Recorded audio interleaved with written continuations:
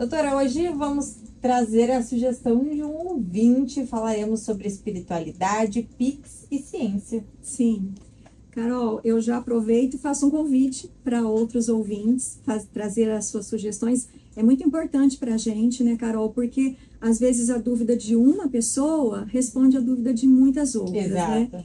E quem trouxe essa sugestão foi o José Antônio Bacelar, que fez uma sugestão grande, um texto grande. Eu acredito que se eu tivesse que fazer uma sugestão, eu faria sobre essa temática, eu faria algo bem parecido, porque ele trouxe algumas passagens, Carol, de dúvidas que já chegaram até mim. Então ele fala sobre espiritualidade, sobre religiosidade, pergunta sobre as PICs dentro do cenário da saúde. Eu vou trazer alguns esclarecimentos. Em 2 momentos eu vou apresentar algumas falas dele, porque são falas importantes para pontuar algo que a gente precisa esclarecer dentro desse ambiente, né? Então, a primeira coisa que eu queria dizer é, quando a gente fala de ciência e de novas pesquisas que a gente está vendo nesse campo, muito tem se falado sobre o estudo, a ciência da espiritualidade. E realmente, Carol, a gente vê algumas instituições no Brasil e no exterior que vêm cada vez mais buscando fazer pesquisa nessa área, dentro da espiritualidade. Por quê? Dentro da medicina e dentro da psiquiatria, alguns profissionais que lidam com a ciência estão querendo entender qual essa questão, qual o limite que a espiritualidade pode trazer para a melhora da saúde dentro de um cenário de uma enfermidade ou de uma doença. Então, realmente, existem já acompanhamentos que mostram que quando a pessoa se apega na espiritualidade, ela consegue evoluir melhor dentro de um tratamento, dentro de um cenário, tá, de uma doença. E aí, ele traz a seguinte questão, tá? Você poderia deixar mais claro a diferença entre espiritualidade e religiosidade? Se a espiritualidade é um estado mental e emocional que norteia atitudes, pensamentos, ações, reações nas circunstâncias da vida e de relacionamentos, como pode ser mensurada e avaliada? Isso é bem importante, porque aí a gente sai daquele terreno comum de o que é espiritualidade para medir, para fazer ciência. Então, isso é bem importante, né? E eu vou trazer aqui uma definição que a gente encontra, se a gente pesquisar, que vem assim, trazer para a gente um cenário um pouco mais simplificado, para a gente entender a diferença de espiritualidade e religiosidade. Então, quando a gente fala de religiosidade, a gente está se referindo à participação em sistemas religiosos organizados. E aí a gente precisa olhar para práticas ou praticar algo, rituais, dogmas. Então, a gente fica dentro disso, dentro desse cenário. Quando a gente olha para a espiritualidade, é um conceito muito mais amplo, com referência na busca de significado, de propósito e conexão com algo muito maior do que a gente mesmo. Independente do que é conhecido como Deus, como cosmo, como ser divino, independente do nome que se dá. Dentro ou fora de uma religião. Então, eu já falei isso aqui num programa anterior, mas eu vou dizer novamente. Quando a gente olha para uma religião, é como se a gente estivesse dentro de um aquário. Então, a gente tem ali todo um ecossistema, a gente convive bem, tá tudo em equilíbrio. E quando a gente olha para a espiritualidade, é como se a gente estivesse olhando para um oceano. Então, o aquário está dentro do oceano, aquele ecossistema pode ser representado dentro de um oceano, mas o oceano é muito mais amplo. Então, a espiritualidade não faz a gente ficar limitado. E quando a gente não se limita, a gente pode evoluir muito mais, porque a gente não fica preso em crença e dogma. Então, isso é interessante para quem está buscando um caminho de mais saúde, de qualidade de vida. E aí ele fala, como que a gente pode medir a espiritualidade? Existe um questionário da Organização Mundial da Saúde, que é internacional, grande, com várias páginas que a gente pode medir através de questões. A nossa espiritualidade, doutora? Isso. Que legal. Chama Instrumento de Qualidade de Vida da Organização Mundial da Saúde, são siglas do inglês. E nesse instrumento tem um módulo que a gente mede espiritualidade, religiosidade e crenças pessoais. Então, existe esse questionário, que é um questionário grande, que a gente pode utilizar em diversas áreas dentro da saúde. E existe um outro que é mais reduzido, também para fazer a pesquisa dentro de qualidade de vida, que a gente não usa esse módulo, que é um questionário mais abreviado, que a gente chama de brief. Então, quando a gente olha para uma área da ciência dentro da saúde, a gente pode usar esse questionário, sendo mais amplo, que tem esse módulo da espiritualidade ou não. Então, no meu projeto de pesquisa, eu utilizo esse instrumento. Só que como eu não quis me basear mais profundamente na espiritualidade, eu usei esse questionário abreviado, o brief. E aí, a última leitura que eu vou fazer sobre a sugestão, ele fala assim: existem vários desfechos positivos em diversas doenças para algumas práticas terapêuticas, e a Organização Mundial de Saúde reconhece o bem-estar espiritual como uma dimensão importante para o equilíbrio do indivíduo. Como a Organização Mundial da Saúde reconhece e recomenda as práticas integrativas complementares em saúde, além da espiritualidade, o que são essas práticas? Qual a base científica para agrupá-las e defini-las como suporte terapêutico? Para nós leigos, fica um terreno meio nebuloso, algo que acredite que é tratamento porque é uma autoridade, ou seu terapeuta, ou um doutor que está dizendo. Então, essa realmente pode ser a dúvida de muitas pessoas. Sim. E aí, agora eu vou trazer alguns esclarecimentos baseados no que a gente conhece sobre saúde, de acordo com a Organização Mundial da Saúde, e como a gente realiza uma pesquisa dentro da ciência.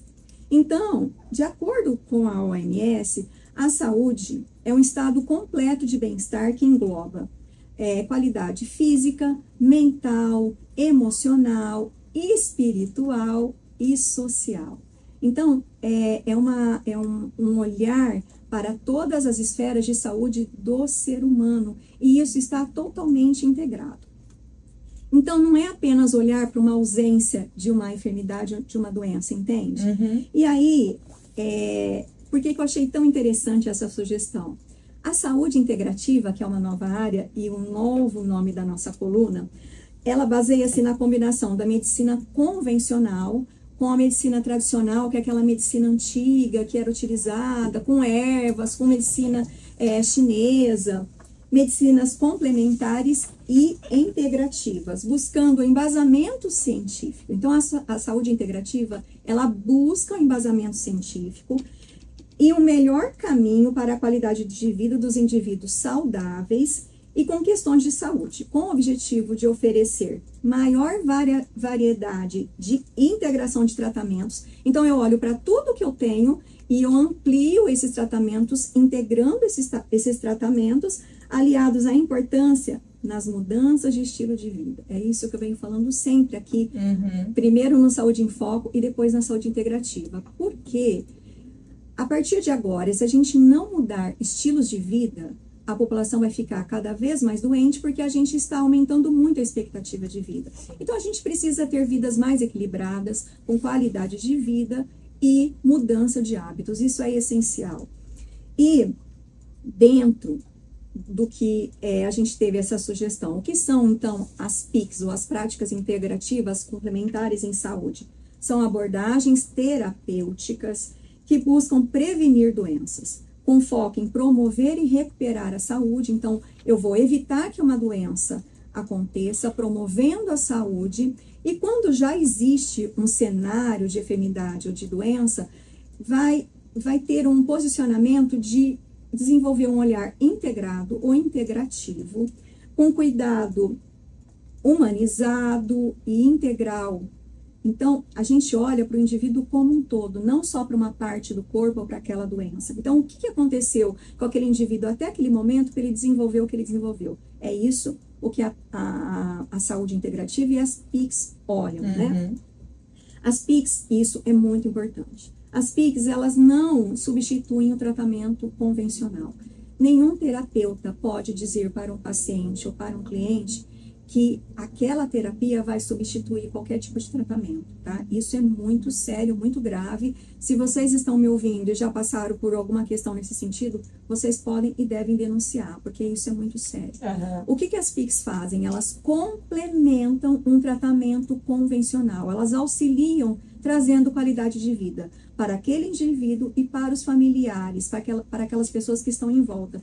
É importante a gente falar dos familiares também, né, doutora? Porque é a rede de apoio daquela pessoa que está passando por aquela situação difícil, mas muitas vezes são muito afetadas essas pessoas. Carol, a família e a rede de apoio é fundamental, essencial que esteja bem. Então, grandes centros de pesquisas e hospitais, que eu vou falar sobre isso também na semana que vem, expande o oferecimento das PICs, das práticas integrativas complementares em saúde, para os familiares e para a rede de apoio. Inclusive, eles nos pedem.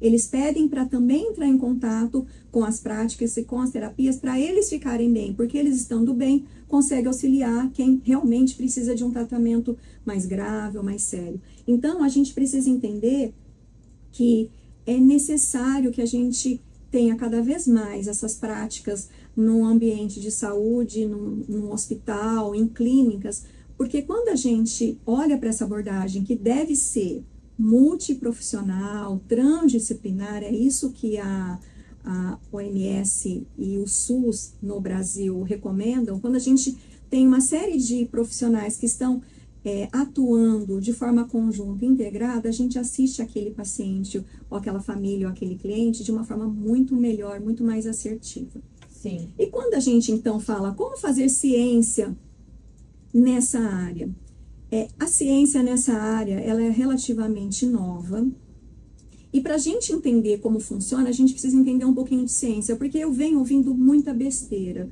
e acredito que até por falta de conhecimento, tá? Há um mês eu ouvi sobre isso numa instituição reconhecida de uma pesquisadora, uma senhora que veio falar que não tem comprovação. E é um equívoco, tem comprovação.